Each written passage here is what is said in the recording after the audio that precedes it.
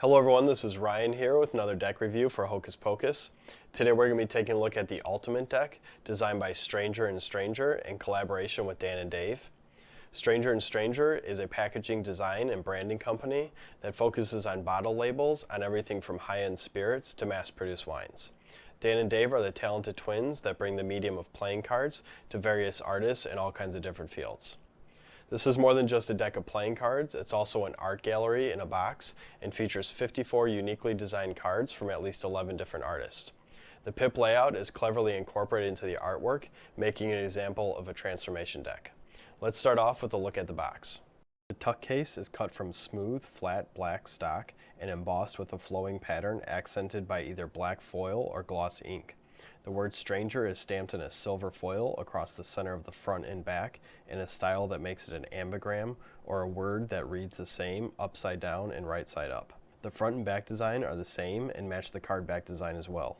Quotes replace the normal designer and manufacturer information on the sides of the box. One side reads, "Relish the experience of the bewildered," while the other has, "The marvels of the odd mind await," printed inside a decorated frame. The bottom of the tuck is dressed with silver foil information about Stranger & Stranger and Dan and Dave. An all-seeing eye floats in the center. The top of the box features a chalice image made up of the negative space between opposing faces.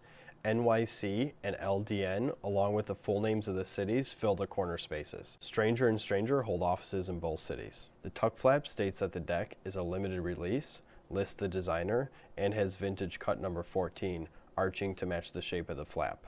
A vintage tax stamp inspired seal keeps the deck flap closed. Two skulls make up the same chalice shape, and the year 1994 sits inside a suit framed border. 1994 represents the year Stranger & Stranger started. New York, London, Stranger & Stranger, and Dead Man's Hand are all strategically placed around the center image. Considering this deck is focused around art, the box is a very suiting wrapper for the cards inside. The flat black accented by the gloss black gives a sense of mystery while providing ample detail for your eye to appreciate.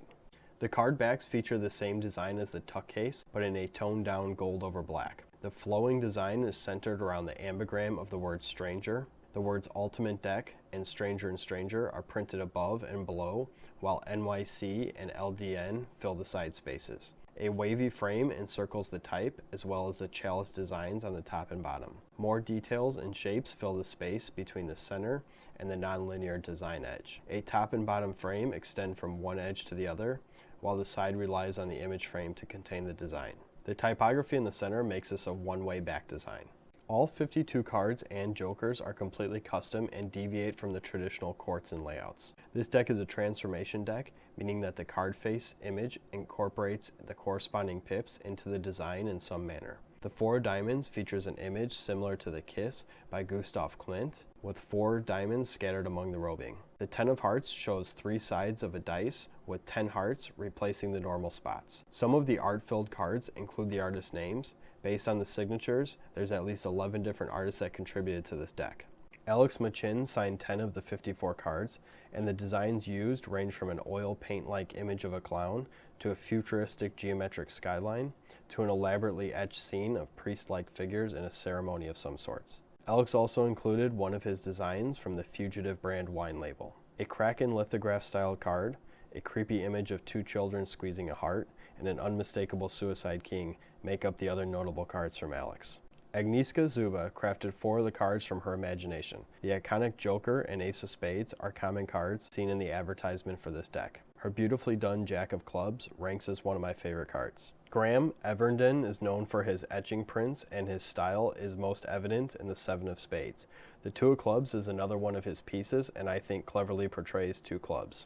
Joseph Alessio designed 3 different pasteboards, including the 2 of Diamonds and the Jack of Hearts. Both highlight his skills in the typography field. Benjamin Carr's website has a list of clients with familiar names. His work appears on 3 different cards: the Queen of Diamonds, the 3 of Clubs, and the 9 of Spades, which hides the pips among the turtle's bones. Alictus or Wicca claimed 3 of the cards, and all 3 are consistent in design with a scratchboard look. A skeleton cutting down a tree, flies attacking a group of 3, and a girl exposing her softer side are all artfully depicted by her. Christian Olsen combined digital art and traditional media to create designs draped in the world of mystery and fantasy. Both of his designs capture that feel. LaSalle Ashlock, true to her love for animals, included a non-human beast in each of her 4 cards. A fox, bull, hawk and snake, and lemur are all portrayed in a highly detailed manner. Her free-floating designs on 3 of the cards stand out and focus your attention on the animals. Alex Gross represents the field of magic with a levitating woman over a diamond pattern floor. Sergio Membrilis' whimsical queen is made up of overlapping segmented images with soft washed out colors. Etienne Francos designed the King of Diamonds and incorporated some markings, a crown, and an axe into the image. Other notable cards not signed by the artist include the Jack of Spades in a steampunk suit and headgear, an almost palm 3 of spades, a vintage medical dissection image with dung beetles, a slain knight laid to rest among flowering plants, a pop art couple embraced in a kiss, and a ghostly image of a skull marked with tiers of spades. The last 2 cards in the deck include information on Art of Play and Stranger. Both of their logos appear on the cards, as well as the iconic Double D. The cards are printed by USPCC on what feels like bicycle stock. They are flexible and easy to handle in springs, fans, and packets. The back design features a full bleed black background, and the face designs extend to the edges.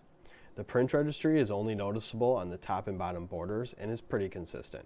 The cards measure out to 0.28 millimeters thick and weigh about 1.731 grams per card. The top and bottom borders measure out to 3.13 millimeters. The finish is what you'd expect and allows for smooth fans and easy shuffling. If I had to pick one category this deck would fit in best, it would be a collector's deck.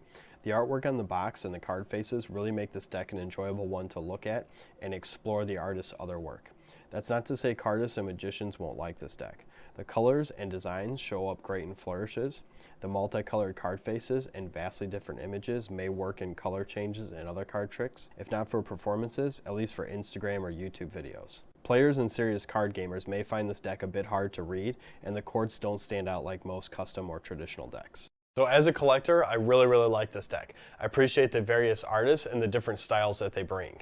All over the place usually isn't a positive term when it comes to deck designs, but this one embraces it and pulls it off perfectly.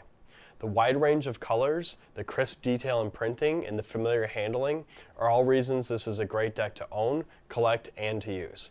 So mouse click your way over to hocus-pocus.com and put one of these art galleries in a box in your cart. While you're there, don't forget to check out Zeon's trick reviews and Luke's cardistry tutorials. Thanks for watching.